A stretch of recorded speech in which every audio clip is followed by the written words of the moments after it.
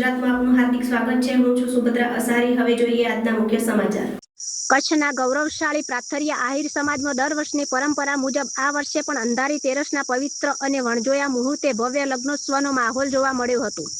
સમગ્ર કચ્છ જિલ્લામાં આ શુભ દિવસે કુલ 1157 નવ દંપતીઓએ લગ્ન ગ્રંથિથી જોડાઈને નવા જીવનની શરૂઆત કરી હતી।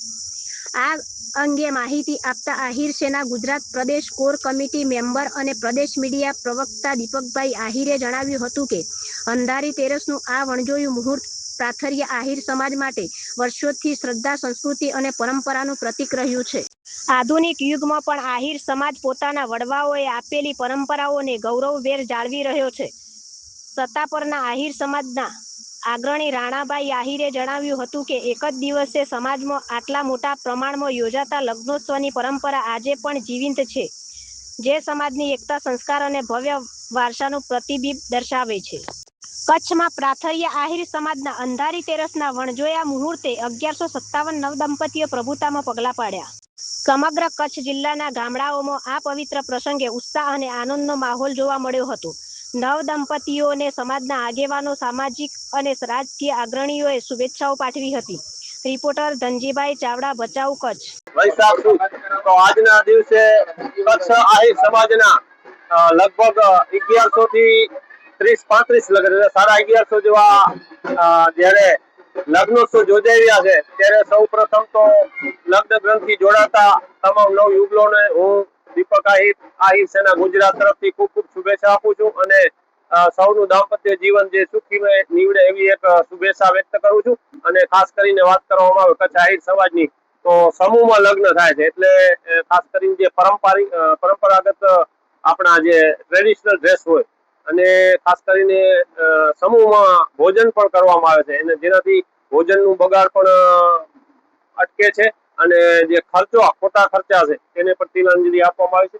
ખાસ કરીને જે અમારા આહિર સમાજના વડીલોની જે પરંપરા હતી, તેમાં વરરાજાને જયારે જાન નીકળે ત્યારે બળદગાડા ઉપર જે જાન નીકળે છે, વર્ષો પહેલા જે જૂની સંસ્કૃતિ છે એ સંસ્કૃતિ ક્યાંક ને ક્યાંક જોવા મળે છે। એટલે ખાસ કરીને આજના યુવાનોને જે આપણા વડીલોની પરંપરા છે, આપણી આહિર સમાજની આહિરાત છે, એને જાળવી રાખવામાં એક પ્રયત્ન કર્યો છે, તેને પણ ખૂબ ખૂબ આવકારીએ છીએ। અને સમૂહમાં લગ્ન કરવાથી સમૂહ ભોજન એટલે એનો ખર્ચો પણ ઘણું બચે છે।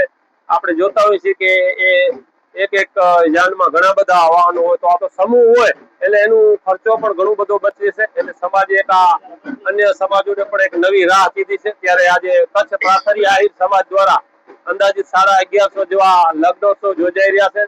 ત્યારે ફરી એકવાર આપના મીડિયાના માધ્યમથી સૌ લગ્ન જીવને આજે જે યોજાઈ રહ્યા છે, દાંપત્ય જીવનમાં પગલા માંડી રહ્યા છે, તે સૌને આહિર સેના ગુજરાત તરફથી અને આહિર સમાજ તરફથી ખૂબ ખૂબ અભિનંદન આપી છે, શુભેચ્છા આપી છે। જય શ્રી કૃષ્ણ। હા ભાઈ, તો સૌથી પહેલા સૌને જય શ્રી કૃષ્ણ। આજે અમારા પ્રાથર્યા આહિર સમાજ માટે ખૂબ સારામાં સારો દિવસ છે। અમારા વડીલો જે કરી ગયા છે, મુહૂર્ત નહીં જોવાનું અને મુહૂર્ત વગર પણ અમે લગ્ન કરીએ છીએ અને અમે 100% સફળ થઈએ છીએ। અમારા ડોશીમાં કોક કહી ગયા છે કે અંધારી તેરસના જે લગ્ન થશે એ 100% સફળ થશે।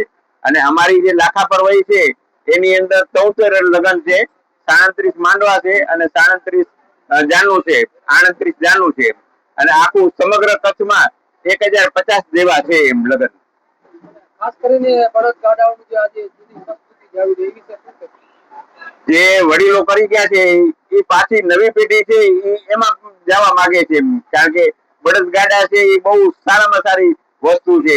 અને અત્યારે તમે જુઓ છો ડીઝલ નો પણ પ્રશ્ન છે, તો ડીઝલ ન મળે તો ગાડી ક્યાંથી હોય? એટલે આમાં બળદગાડામાં અમને ડીઝલ ની પણ કઈ જરૂર નથી પડતી। અને એનું જે છાણ હોય એ પણ અમે દેશી ખેતીમાં જઈએ છીએ, અમારો આહિર સમાજ, તો એ દેશી ખેતીમાં પણ એનો ઉપયોગ કરી શકીએ છીએ અમે।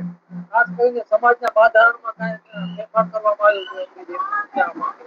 અમારા વડીલો જે છે વયના ઘણા બધા પ્રયત્નો કરે છે, એમાં જે સુધારા વધારા કરતા જાય છે એ સારું છે। એક તો અમને બહુ એ સારું લાગ્યું કે ધારો કે લુણવા ગામની અંદર આજે 6 લગ્ન છે, તો 6 નું જમણવાર એક જ સમાજવાડીમાં હોય છે, અને એની અંદર પાછા અમે 5 ટક રાખ્યા છે। આઠમ, બારસ અને તેરસ, એ 5 ટકનો જે ખર્ચો આવે એ 6 ભાગે ખર્ચ કરી લેવાનો।